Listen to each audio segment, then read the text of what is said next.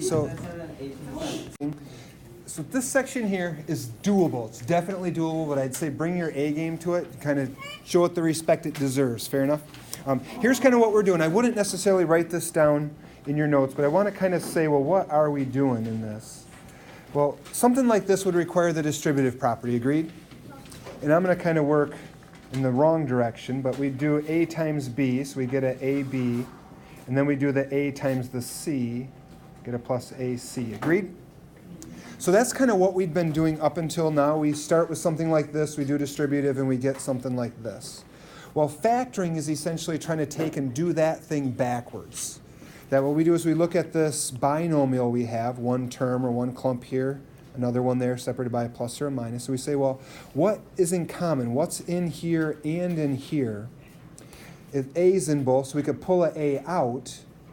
And then what's left after we pull the A's out? Well, I kind of take A out of here, I'm just left with a B. I take A out of here, I'm left with a C. So when we factor this, we pull out what's in common, the A, and we have what's left. And if we were to take and actually do distributive here, we'd get back to where we started. Fair enough? So they're two mathematically equal, but we were able to pull out what's in common. Good? Section 1, the stuff we were doing before, was saying, well, how do we figure out this greatest common factor? How do we figure out what's in there? But okay, let's just jump into the notes. So the steps for factoring these polynomials, first, find the GCF. Find what's the biggest thing that is in each of those terms or each of those clumps of the polynomial. And once we have that, pull the GCF out. So pull the GCF out of each term. And kind of term is the official math term for clump. I want to call it term/clump. And essentially what we're doing there is I'm going to say in parentheses, divide each by the GCF. You take each of those terms and we're going to divide it by A in our last example. And then what's left after we divide by A. So we're going to start with monomials. And do that with monomials, and we'll move down to a little bit more complex things, binomials, and so on. Good? So monomial, greatest common factor. So we're looking at pull the GCF out of all the terms. And like a lot of this stuff with exponents and variables or coefficients of variables, I treat the coefficients and the variables separately. So 4 and 12. What's the GCF of just 4 and 12? 4. So we can pull out a factor of 4 from each of those, right? Now if I also have this x squared and this x, what can I pull out of both of those? X. That I can pull one x or I can pull an x to the first out of both of those terms. Good? So now we want to say, all right, I'm going to have a 4x that I pull out. After I take a 4 and an x out of this first term, what's going to be left in there? X. Another way to perhaps look at that is to say, well, if I were to do 4x times what will get me 4x squared? Do you agree 4x times x gets me 4x squared? So after I take my 4x out, I'm left with just the x. All right, so now I have this minus 12x. If I'm taking and dividing that by a 4x, negative 12 divided by 4 gives me negative 3, so I have this minus 3. I have an x here, I'm pulling an x out, so there's no x's left. So it's just an x minus 3. That's the kind of thing where for some people it just clicks right away. Some people it's kind of like, what? Anybody need me to try to rephrase it? Or does that seem okay? Try to rephrase it? Okay. All right, fair enough. Maybe let me try to do it more like an actual division problem. And so if I would say I have this, are we okay for the 4x? We're good with that? So I'll assume that we're okay there. Then if I do this 4x squared, I'm going to treat this here like a division problem. 4x squared divided by 4x. When I do that, do you agree my 4's just cancel?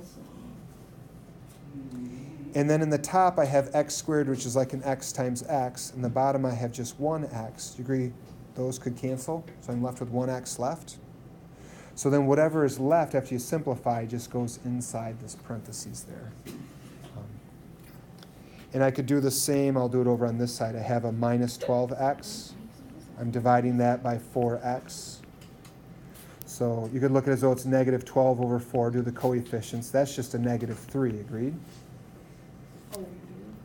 And then x over x, those cancel out and leave me no x's left. So the only thing that's left is the negative 3. That goes in right there. Let's jump to the next one. Sometimes if you do a few more, it helps make a little more sense. Now, you'll notice here with my coefficients, I have them both being negative, right? Yeah. So if they're both negative, we should pull out a negative number to try to simplify what's left as much as possible. So we could pull out a negative number. What negative number? Maybe I'll write it over here. Is it a 2? Is that the biggest thing we divide 1410 by? Okay, so negative 2. And how many x's can we take out? 2 of them. So kind of like an x squared we could take out. So if I have this negative 14x to the third, I'm going to divide it by negative 2x squared. My coefficients, negative 14 over 2 becomes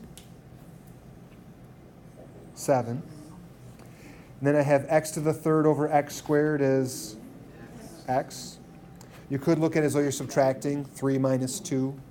Okay. All right, then I have for this next part, I have this minus 10 x squared. I'm going to divide it by a negative 2x squared. Negative 10 divided by negative 2 is? 5. Positive 5, so I'm going to write a plus 5. X squared over x squared? This cancels out. So final answer then would be that right there. Okay? Okay. Trinomials, or even if you were to have something with like 8 different terms in it, it's the same steps, just a little bit more cumbersome. So 8, 4, and 16. 8, negative 4, and 16. We could divide all of those by 4. And because I only have 1 negative and 2 positives, I'm just going to leave it a positive 4. Because we're trying to simplify what's left inside the parentheses as much as we can. How many x's can we pull out? 2. 1. Just a 1, because this one is x to the first. We can only pull out a maximum of 1. So 8x to the third divided by 4x gives me... Yep, so I have a 2. 8 divided by 4 is 2, and then an x squared. When this x takes away one of my 3. Right, now I have a minus 4x squared. Gonna be just this part here. Going to divide that by a 4x, and I get a positive or negative? Negative. Negative 1. We're not going to write the 1 unless we need to. X squared divided by x is? X. X. So it's kind of like minus 1x, but writing just minus x is a little more simplified, agreed? And then very last thing, we have our 16x divided by 4x gives me a positive 4. Made my parentheses look a little nicer. How are we doing? Okay for Roman numeral 2? Yes. All right. If we move on, so our greatest common factor in Roman numeral 2 is always just a monomial, like a 4x or something like that. Now we have a common binomial. So if we're looking at this part, I have my first term here, I have my second term there. The thing they both have in common is this x plus 2, agreed? So because I have an x plus 2 in both of those, I can pull that out. And what's left in this first thing when I pull out my x plus 2? A 5. So I could say, all right, I'm going to have a 5 left. You could look at it if you wanted to as though it's 5 times x plus 2. If you want to look at it like a division, well then this x plus 2 just drops out. Okay. If I do the same thing for this next clump, I have this 3x times x plus 2. When I get rid of the x plus 2, I'm left with a 3x. And I'd recommend, how could we make this a little bit more proper? We could say x plus 2. What do we do to that second binomial? Nice, 3x. And because it's a positive 5, we do plus 5.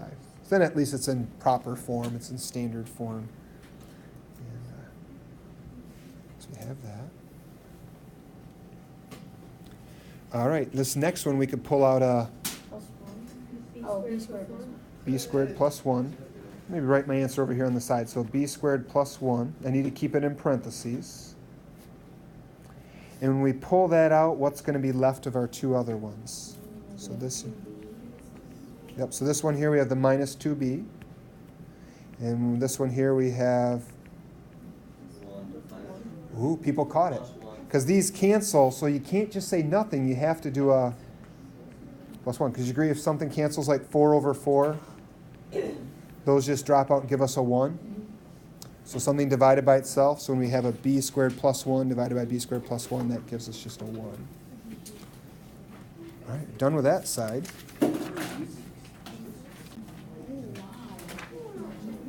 Any questions before we move on? 15-second notes. All right, factor by grouping.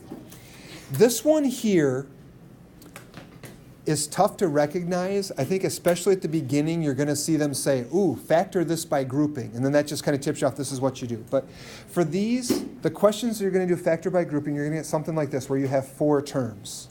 If you don't have 4 terms, you're not going to do factor by grouping. But given a 4-term polynomial, if we were to go through this, it's like, well, how could we factor that? First, they say break it up into 2 groups, and you pretty much just split it right down the middle.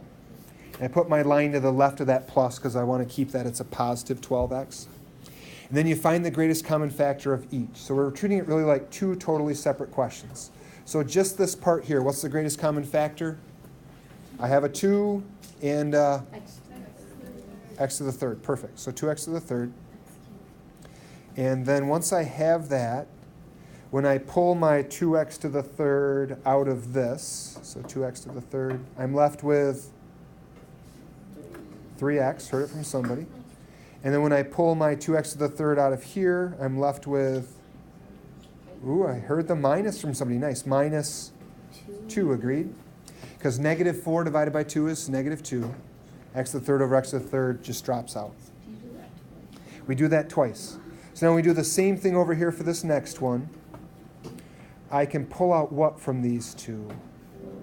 4. So I can pull out a positive 4. And that's it, isn't it? Okay. So 12x divided by 4 gives me 3x. I like that. And negative 8 divided by 4? Minus 2. Minus 2. So at this point, it's like, whew, we're done. But not yet. Because, Nolan, what do you see? It's like the last thing we did. Exactly. That we have a binomial. This is one term, this is another term. And what's in both binomials? Yeah! There's a 3x minus 2. Great time. Told you these were sweet. So we could pull a 3x minus 2 out of each of those terms. Agreed? These are magical.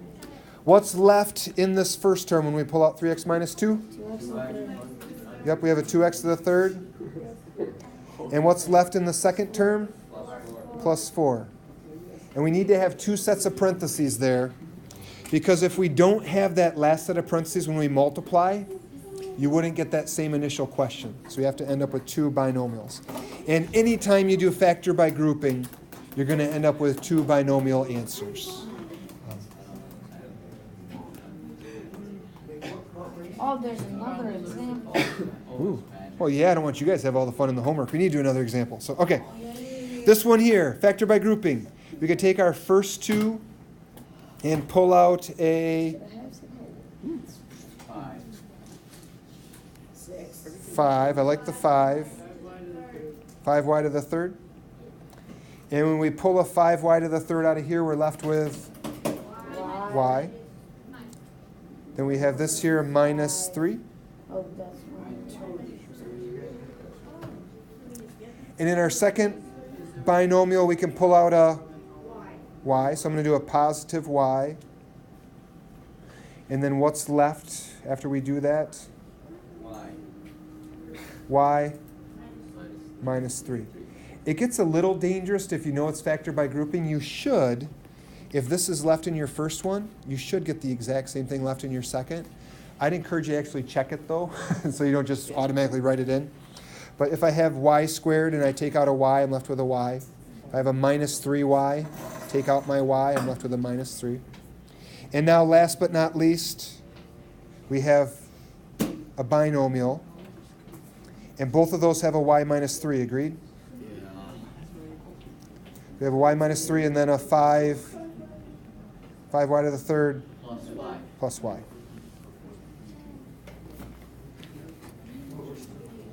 So that's our final answer there. We're getting close. One last section. One last bit of crazy. For these,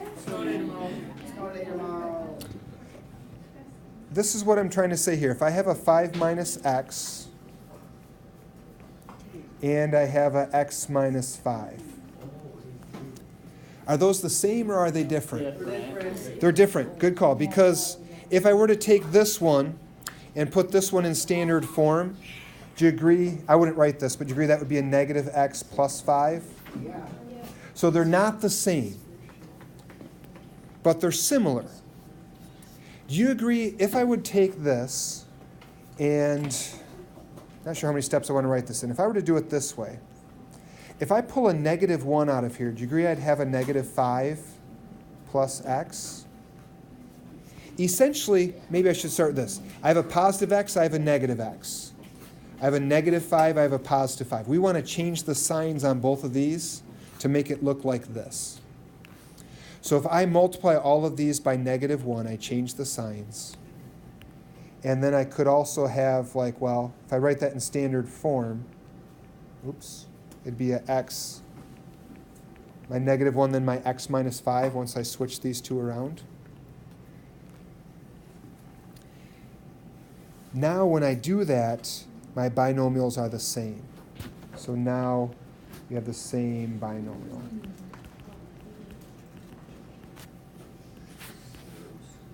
All right. So we take this one here, factor with opposites and with grouping.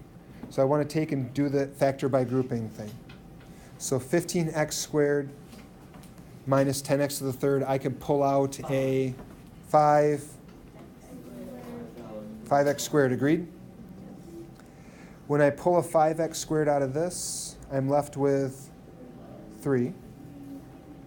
When I pull a 5x squared out of this, I'm left with minus 2x. And as you're doing these, you'll notice already that that's not in standard form. So that should kind of, little red flags should go off. They're probably setting you up to have to do this opposites thing. All right, 8x and minus 12. What can I pull out of both of those? 4. Yep, so I can pull out a positive 4. And when I do that, I'm left with 2x minus 3. Now, this and this are the kind of the opposites. Do I want to call them that? Opposites of each other? Well, do you agree I could take and pull a negative out of this first one? And it would turn it into the other. So how do I want to write this? So I have this 5x squared. And I want to take and pull a negative out of that. So I'm going to say times negative 1. I'll put the negative 1 in parentheses just to kind of make it not look like a minus. And when I do that times negative 1, it changes the sign on both of these. So my positive 3 becomes a minus 3. My minus 2x becomes a plus 2x. Agreed? And if you want to show your work like math teachers love, then you say plus 4, parentheses, 2x minus 3. But now this thing right here is now also a 2x minus 3. Agreed? What's 5x squared times negative 1? Nice, negative 5x squared.